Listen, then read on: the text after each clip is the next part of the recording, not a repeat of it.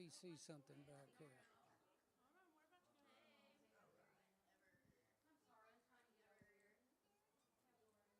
What is this sign-up sheet for?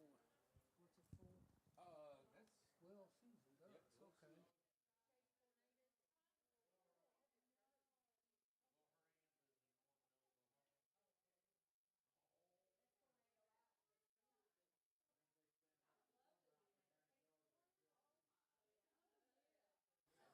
Okay.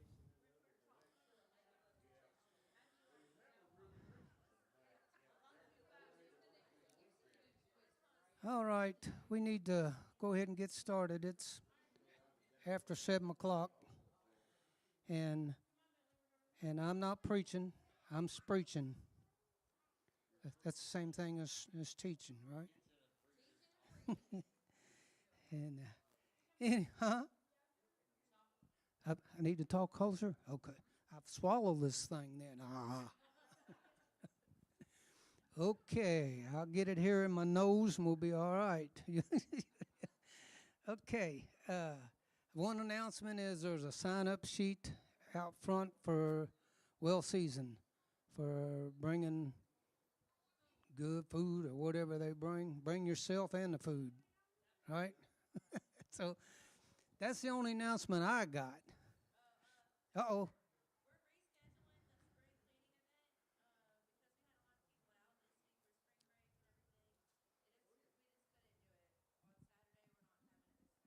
What is it now? Oh, okay. Okay. So is there any more announcements you all know of? Anything? Nothing coming up? I know there's cleaning things sometime here in April. I don't remember. It's probably on the board. If you want to know, everything's right there. If you can see it real quick before it goes by. Take a picture real quick. That's what you do. All righty. Yeah, maybe they can do that. I don't know.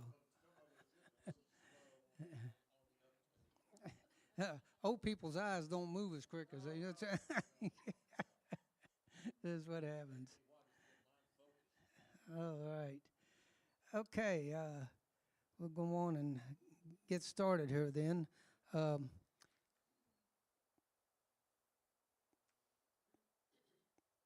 Something else I was going to say. It's going to slip my mind. Well, anyways, Richard, you want to say blessing and bless the offering, and then we'll get into this lesson tonight. Heavenly Father, we just thank you for enabling us to be here tonight, oh God. That you just touch our teacher tonight, God. That you just, as he shares the word of God, oh God, that you've given him, Lord, let it touch our hearts. We ask that you bless the offering tonight, Lord, and the tithe. Uh, Lord, that you just make it abundant, God.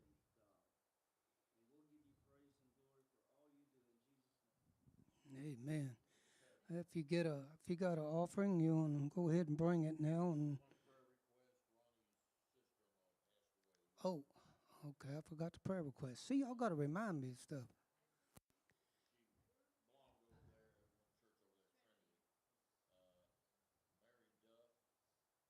Okay.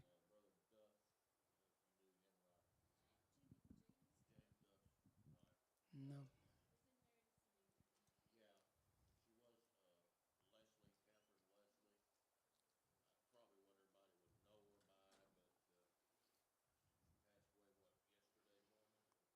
Okay. Well, we need to. Well, that's good. That's great to hear. That is right there. Yeah. So she don't have to put up this old world anymore. You know, things going on. Has anybody else got anything? I didn't even think about that till somebody said in prayer request. But let's remember that.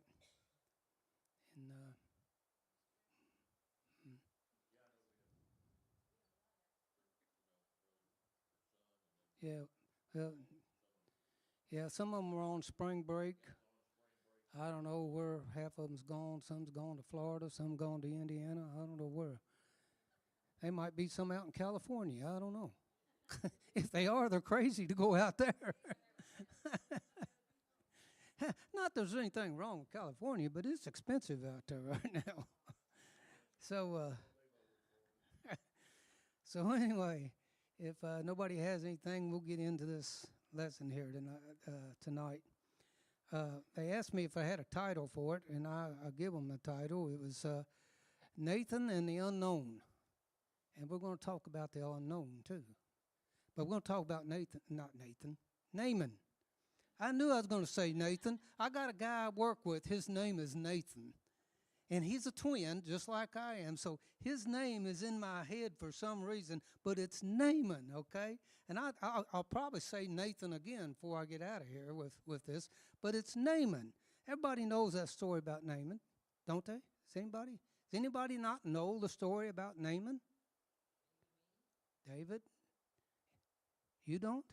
Oh, you're going to be in for a treat. Okay. If you got your Bibles, and she's going to put it up here on the screen, you can follow me. She's got the New King James Version, and I got the Easy English Bible that I'm going to read from because it's easy to understand, okay?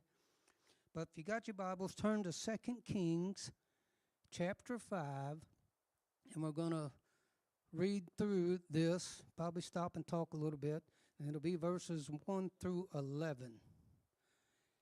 Naaman. Everybody should know who Naaman is. It's a very, very familiar story in the Bible. It's probably one of the significant stories in here. So anyway, let's get started here with, started in verse 1. It says, Naaman was the leader of the king of Syria's army. Naaman's master respected him as a great man. The Lord had used Naaman to help Syria win wars against their enemies. Naaman was a brave soldier, but he had a bad disease of his skin. And we see there just in that verse that this was a well-respected man. I mean, he was commander, the big head cheese of the army there in Syria. Even the king of Syria respected this man. So he was well known, and he was a brave soldier. Apparently he had been in several battles and came out ahead on that, and everything. He was just respected by everybody. But he had one problem, and that problem was he had a disease of the skin.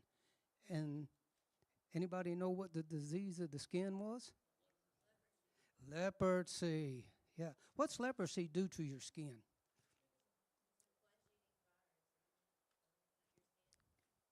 Well, it's kind of like a virus, but what else does it do? Yeah, it'll do that too. But it'll turn your skin white.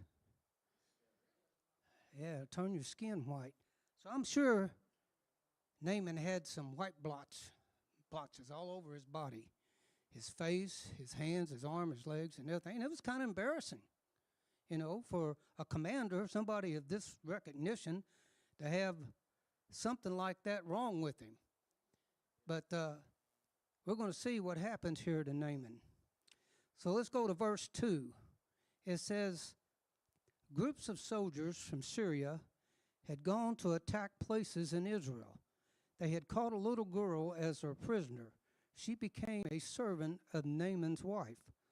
One day, the girl said to her master's wife, I would like my master Naaman to meet the prophet who is in Samaria. The prophet would take away his disease. So this little girl has told Naaman's wife about this prophet. Okay? In verse 4. So Naaman went to see his master, which his master was the king of Syria. And he told him what the girl from Israel had said. So in verse 5, the king of Syria replied, Go to meet this prophet. I will send a letter to the king of Israel. So Naaman went to Israel. Now, this trip to Israel wasn't just right around the block. It was a pretty far piece. And I looked it up. It was close to 100 miles that he was going to have to travel. And that usually take, back then, somewhere around 5 to 6 days to travel. So you can see here that Naaman, he was kind of serious about this. You know, he had this disease and was embarrassing to have this white blotches all over his body and whatever, and he was anxious to get this taken care of. I mean, anybody would. You know, you got some kind of disease, something like that, it's embarrassing to have. So he was going to make this 100-mile trip no matter what. So in that same verse, he says he took with him 30,000 pieces of silver. You know how many pounds that was? 750 pounds. 750 pounds of silver, and he took 6,000 pieces of gold, which weighed 150 pounds. If you count, Oh, he had an army with him. He had an army. He didn't go by himself. It doesn't say that here, but it is. He took an army with him. A military commander like that, he don't go out alone by himself. He takes a whole military group with him. So he had plenty of horses and whatever to carry this. But if you count that money today on what it was worth, it's probably worth between $6 and $9 million in today's value. That's what it would be worth. So he was serious. You see how serious he was on this? I mean, this man wanted to get rid of this disease. So he was willing to take all this money, and also there he had 10 sets of clothes. Now, clothes were valuable back there then too. I mean, the clothes you wear, they were precious if you had any of them that was any good. So he took 10 sets of clothes with him. So he was willing to give clothes away and money away and everything just to get this disease taken care of. So verse 6 says that he also took the letter for the king of Israel. The message from the king of Syria said, I am sending my servant Naaman to you with this letter. I want you to take away the disease of his skin. That's what he wrote in the letter, okay? For Naaman's supposed to be going and seeing a prophet. But this king, he doesn't know what a prophet is, I don't guess. So he's thinking it's the king of Israel, or Samaria there. And he tells him, take this disease away from his skin. So when I looked at this, I said, it doesn't matter. It doesn't matter how much money you have, or how many fancy clothes you wear, or even who you know. If you're not saved and have a personal relationship with Jesus, you will not enter into heaven. So in other words, you can't buy your salvation. I think Naaman here was kind of looking at something here and thinking he could buy it with no problem at all, with all the money he took and everything he took. But that's not what it is. And God worked this in a certain way. This is not all the main part of the story that I'm getting to, but he worked this a special way. So in verse 7, he says, when the king of Israel read the letter, he was very upset. He tore his clothes. He said, I am not God, am I? I cannot kill people or make them alive again. Why does he think that I can make this man well again? I see that he is trying to start a fight with me. So this king, after he got the letter, because the letter was addressed to him, thought that he was supposed to heal Naaman. He thought that was going to be his job, but he knew good and well that that was impossible by him. But this king wasn't really realizing what was going on. This king of Samaria, he lacked the faith here to remember that the prophet Elijah was in his kingdom. He'd forgot all about that. And he was one that could perform these miracles. He'd done it several times. How many remember the dead men they throwed in his grave? When they buried Elijah, left the grave open, they threw the dead men in there, and the dead men came out. This king had to, he knew about this. And there's other things that I read that the miracles that Elijah, not Elijah, I get Elijah and Elijah messed up, but we're talking about Elisha. I think I read where he did between 27 to 32 miracles. He done double what Elijah done because he had asked for a double portion from Elijah, and he was given that. So he done double the number of miracles that Elijah had done. So this king had forgot all about that. Sometimes our faith is tested too. We forget that Jesus can take care of any situation. It doesn't matter what it is, Jesus can take care of it. So in verse 8, it says that Elisha, the man of God, heard that the king of Israel had torn his clothes. So he sent this message to him. You did not have to tear your clothes. Tell the man from Syria to come to me. Then he will know that there is a true prophet in Israel. Now, Elijah was living in Samaria at this time. And it wasn't that far from where he was going, where Naaman was going to go. So, verse 9 says, so Naaman went to see Elijah. He took with him his horses and his chariots. He stood outside the door of Elijah's house. Now, like I say, it was like 25 miles or so to the place where Elijah lived, and he didn't live in a palace. He lived in a humble house, okay? It wasn't nothing fantastic. It didn't have 10 bathrooms and 700 rooms or anything like that. It was the very minimum. But Nathan, there again, I told you again, it's Naaman. Naaman expected to see more than that. He was expecting to see some kind of a big palace, some nice looking place, and this prophet was going to be dressed real nice, and he was going to come out and he was going to heal him. So verse 10 says, Elijah sent his servant with a message to Naaman. He said, go to the Jordan River, wash yourself 7 times in the river, then your skin will be clean again. You will not have the disease anymore. Okay.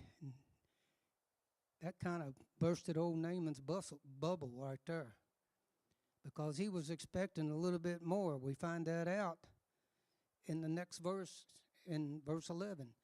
It says, but Naaman, and there's that word but God.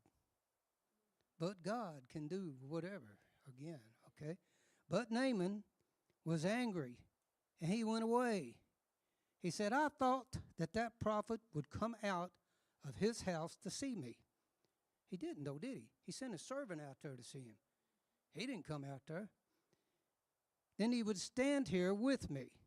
He would pray in the name of the Lord his God. Then he would move his hand over the bad places in my skin, and after that, my skin would be clean again. That is what I thought he would do. That's what he thought he would do. That's not what God was going to do. But see, that's a problem we have. Sometimes we all have that thought. If it was done this way or that way, we will, then we will accept Jesus in our heart. We always put that in front to kind of deter us a little bit. We say, well, if this person does this, or if somebody says that, or somebody does another thing here, then I'll get saved. I'll come to the Lord.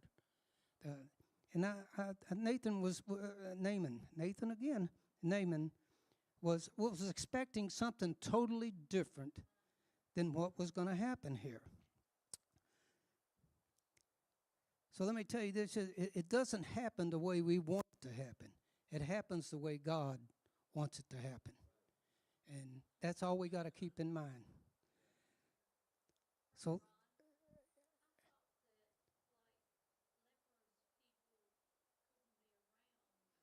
well, I thought that too, but there was different types of leprosy.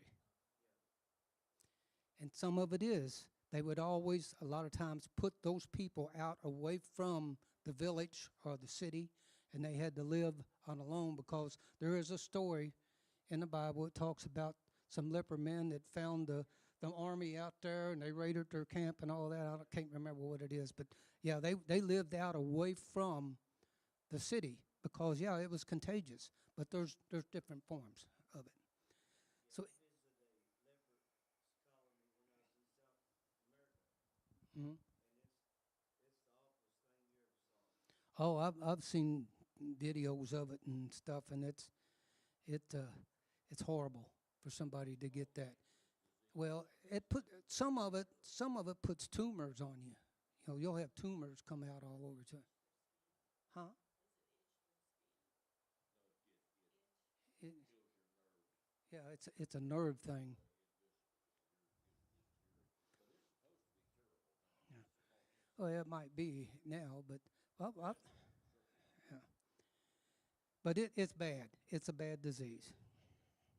So verse 12 says this: "And the Abana and the Pharpar rivers in Damascus are better than any of the rivers in Israel. Surely," and he's thinking this, "surely I could wash in those rivers and become clean." Now, these two rivers, I looked these up, these two rivers back then were probably the clearest and the most transparent rivers in that region at that time.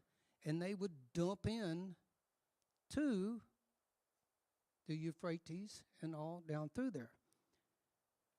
And they all knew how these rivers was, and he knew that the Jordan River was nothing but a muddy mess. Yeah. But this river was really, Jordan he knew was muddy, muddy.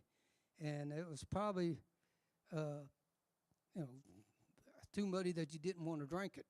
Now, when I was over in Israel, the Jordan River where the baptism part was, I decided I didn't want in there.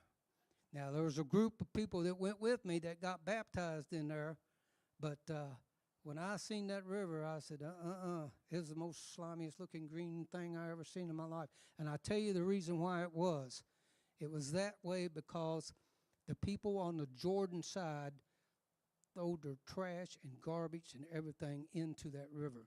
And I wouldn't doubt that some of their sewage wasn't in there. So you was going. I didn't care about getting baptized. And I tell you what happened. Out of the 7 that got baptized, 4 got sick. I mean sick to the point that they had to take, what is it, Finnegan or whatever you take? And they were sick for a whole day. So I was glad that I didn't do that. But there is parts of the Jordan River that's up toward the, I guess you call that the Golan Heights. It's where the mouth of the river, Jordan River, comes out of a cave. See, the Jordan River starts at Mount Hebron at the top, and all the snow melt and everything runs down the mountain and into a cave. They called the place Bana. They had another name for it, but it was called Bana. And then out of the mouth of that cave starts the Jordan River. Now, had a nice little waterfall there. I even got a water sample out of there because it's good and clear. It's a nice river, and it goes on down and heads into the Sea of Galilee right there. And there's places that you can just step across it. It's just, it amazed me. I couldn't believe that you could step across the Jordan River, but you can. But it was clear and a nice river. But anyway, these two rivers here, he thought were the best to be dipped in the water and cleansed of his leprosy. But do what? Oh yeah, we're going to talk about that. You're already ahead of me. So anyway, this river today, these two rivers that he's talking about, they're clean. They're horrible. They're full of trash, sewage, and everything.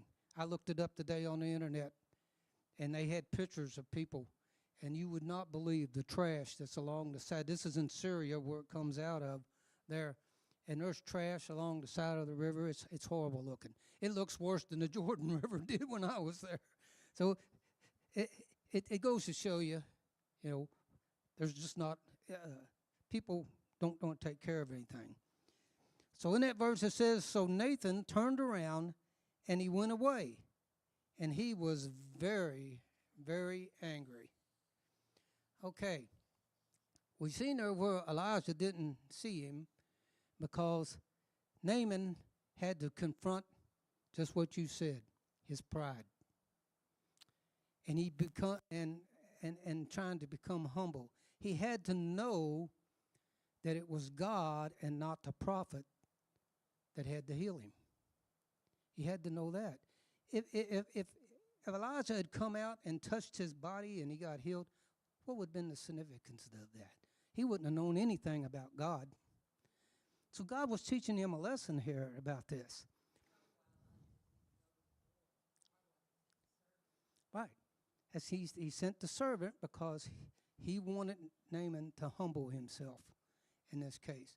And, like I say, that little 5-letter word, pride, which gets us in a lot of trouble sometimes. Sometimes we let pride stick us, and before you know it, we're mad at everybody, or we got more pride. We think that we're better off than somebody else, and all that, and that's not what we should do. In fact, there's a verse in the Bible in Proverbs chapter 16 and 18 that says, "Pride comes before a fall." So pride will tear you down. And if Naaman hadn't did what he was supposed to do here, and he would have probably had this leprosy till the day he died. Okay? So it says there in that verse that we read there that he had to do this 7 times. Why did he have to do it 7 times? Well, Naaman, he was a great man. He was a commander. He had honor and everything. But he was a leper. No matter his success, he had a condition that he couldn't fix himself. Didn't matter how much money he had and how well known he was and how many doctors it might have been there was nothing that they could do to fix this problem and fix him. At one time, we all probably had a condition like that.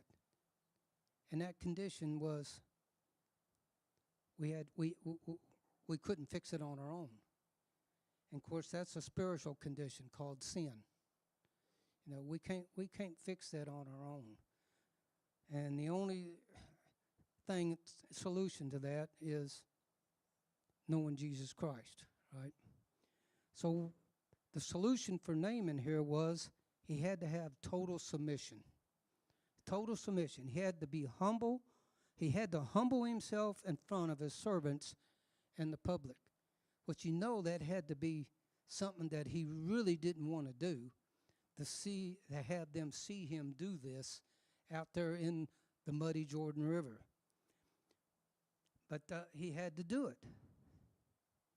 Now, if he had only done that one time, that would probably have been a fluke, wouldn't it? It wouldn't have mattered anything. But he had to do it 7 times in front of them.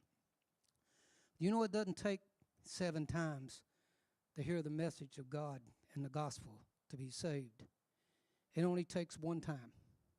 1 time, and that 1 time can fix the condition that we had and put us on the road to salvation and total restoration. Only 1 time. That's all it takes. Okay. I know this goes on, and you can read this story. Like I say, it's over in 2 Kings chapter 5. But there was a part of that story that when I was trying to read about this, there was something that stuck out in my mind. It just blew up on the page on me. And, I'd say we've heard these stories and everything, but I know that there's probably times that we have had what we call a Naaman moment. So what is that? Well, it's a transforming experience that requires humility, obedience, and surrender of pride to receive healing or a breakthrough. A simple, often humbling instruction to achieve success. So, like I say, there was something that stuck out on this, and I know we could talk about the rest of this, but if you want to go back to verse 2. If you're up there, go back to verse 2. Okay. It says there that in verse 2 that a group of soldiers from Syria had gone to attack places in Israel. They had caught a little girl as their prisoner, and she became a servant of Naaman's wife. Now, that little girl, it's stuck in my head. Okay, who was this little girl, and why is she in this story? Okay, this is an important story because of the healing that Naaman received and how he went about to receive it. We don't know what her name is, but God does. It doesn't tell us in there what her name is. She is remembered only in this story as the little girl, or in the King James Version, the little maid, or in the New King James Version, the young girl. So she was young. She was a young girl. So this little girl was ripped away from the arms of her mother and her father. You can visualize that a minute. They captured her, took her away back to Syria, And this little girl remained anonymous and powerless. Yet without her, this great biblical story would never have happened. Without her being in here, this story would have never happened. Without her compassion, without her taking no thought for being last, this miracle would have never have occurred. So the most powerless person in the story is key to it all. And I wonder how God's word works. And this is a perfect example. A lot of we just read right over top of that, right? I did first time. And then when I read it again, boom, man, little girl popped out, all in big bold letters on there. Okay? So this most powerless person in the story is the key to it all. God uses her, who is nothing, to affect everything. And that's kind of amazing when you think about it. So why was she significant? Well, she is the power of a small voice. She is the classic unsung hero. She proves that status does not dictate impact. Without her simple suggestion, I would like my master Naaman to meet the prophet who is in Samaria, the miracle of Naaman's healing would never have happened. See, she mentioned that to Naaman's wife, okay? This reminds us of the still small voice that Elijah heard. And this was the mentor of Elijah. When he heard and he listened to God for guidance in divine communications. Sometimes we need to get the clutter and the distractions out of our minds to listen to what God has to say. I mean, sometimes when you pray, you have some of this stuff hitting you all the time. Well, you ask God to cast that as far away as he can cast it. And then get your mind focused on what God is saying to you. And he'll do just like he did this little girl. He give her the courage to talk to Naaman's wife here. So this little girl had a powerful small voice that Naaman's wife paid attention to, so she could tell her husband about it. Not only did she have this powerful small voice, but she had faith over bitterness. You see, as a prisoner of war taken from her home in Israel, she had every reason to be resentful and disrespectful, whatever.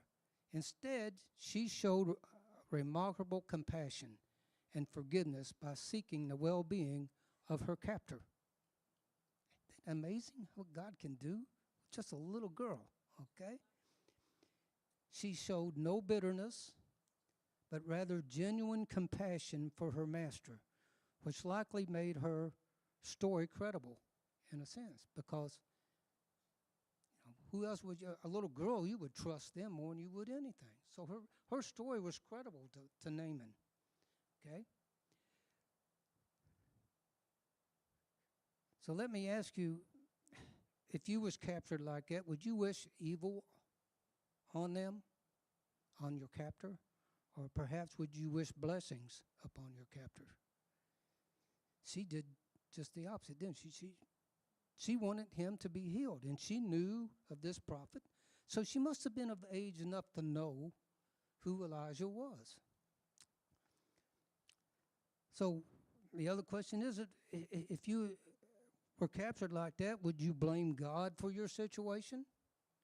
Or would you be angry at God because of the situation you're in? Would you doubt the power of God? Those are something that we need to think about sometime. Yeah.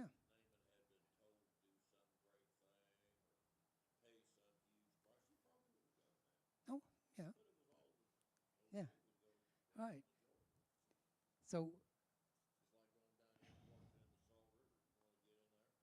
no, not really. So along with this, so along with this powerful voice and faith, she showed that she was on a bold mission. She had a bold mission. I mean, she's in a dire situation here. She was in a strategic place to be a witness to bring the knowledge of God to a pagan household, is what she was. She mentions to her mistress that there is a prophet in Israel who she claims can cure Naaman's illness. Was she going out on a limb here? You know, it would be a scary thing because her confidence in God's power was so compelling that it moved her mistress, which was Naaman's wife. It moved Naaman, and eventually the king of Syria. I almost said it again, didn't I? For all them people that's involved to take action. She did that. So we also see that she was taking a courageous risk here. It was a risk for a slave girl. Too often, to offer advice to the wife of a high-ranking officer or general, if this prophet had failed, she could have faced severe punishment or even death in this particular case. Yet her faith outweighed her fear. This young girl also caused an international impact. Her testimony led to a significant and spiritual shift back then. Because of her, Naaman, a mighty man of valor, not only received physical healing, but also declared, and this is where you can read this yourself, "Now I know that there is no God in all the earth except in Israel." Now, why would he proclaim that? Because he got healed. His skin was cleansed completely like a baby, they said. And he knew now that this God that Israel worshiped was the only God. So here is how God works. When we want to make something, he always uses nothing to do it. He is the kind of God who reverses our expectations. With him, opposites always attract. Okay? With God, he makes beauty from ugliness. He makes power from weakness, life from death, glory from suffering, Easter from Good Friday, first from last, and everything from nothing. The moment you think you have God figured out is likely the moment you are most confused. God is not who you want him to be, who you think him to be. He specializes in the use of nothingness. With God, even math is different. Sometimes things are zero as always more than zero in the eyes of God. So let me ask you, how are our lives characterized? We could easily be characterized as a constant rebellion against the way God is and the way he wants us to be. We could be like the people who were building the Tower of Babel to make a name for themselves, laying one brick right after the other and wanting our own self-interest to take care of. People become stepping stones on our chosen paths of self-glorification. How can I use this person? How can I manipulate this friendship? Which back do I need to rub? Which hands do I need to shake? Which people do I need to attack to construct my tower, to feel like I'm important in this world? Perhaps we don't even realize it. We fight so hard to get recognition because we assume that without it, we are worthless and our lives are meaningless. We long to be loved, especially by God, whether we know it or not. But we go about it all the wrong way. We assume that we must make ourselves lovable before he will love us. We must be something, accomplish something, make a name for ourselves to be first, or at least not last. Ultimately, the lie we have believed is that God is like we are. He is not. Thank God he is not like us.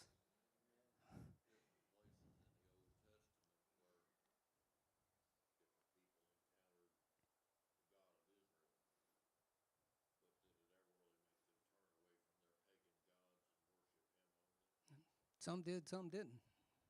Yeah. So he shows us here that this little servant girl that's nameless and powerless is the perfect choice for him to do great things. Rather than building a tower to make a name for himself, Christ submitted to death upon a cross to give his name to us. God himself becomes last of all, servant of all, that he might make us first of all, kings and queens and co-heirs with him of the glory of the Father. All this he does because we are anything but worthless to him. With God, we count. He does not look for people worthy of his love. His love, unmerited and unexpected, makes us lovely. But it is a strange way, but it is a strange way he does this. For first he makes us nothing. He puts us in his own Jordan, like Naaman. We come with nothing in our hands but sin, and we leave with nothing in our hands but the life of God in Christ. He makes us nothing that he might make us something greater than we could ever imagine. So what is the key here to this story? Well, the key is this little girl was used to teach that God uses the least of these to accomplish his greatest purposes. Her story emphasizes that anyone, regardless of age, gender, or social standing, can be an instrument of divine change through a simple, faithful word. Yet, this unnamed young slave girl had faith in God, and God's prophet. No matter her motivation, she did what she could do to put Naaman in touch with God's prophet. And we're going to, let me see what time it is here. Yeah. We're going to end with this. So let me ask you, do you have such faith as this little girl had? When we are in bad circumstances, do we still trust the power and the grace of God? We should. We should be just like this little girl. You know, it didn't matter what her situation was, she was trusting in God. So that's it. Is there any comments or questions? I know it's a quarter till. Huh? That's it. And you know, we've been having these teachings talking about how to witness to people and all that. If you get one person going to another one, look how much that could change. I mean, this little girl probably affected the other people. The king of Syria, Naaman's wife, and of course Naaman. So, you know, it'll trickle down the line somewhere. You might not think it. You know, all this is just a waste of time. But in the end, God can use anybody that's willing to be used. And that's what we have to be. We have to be willing to be used. Anybody else? Comment or question?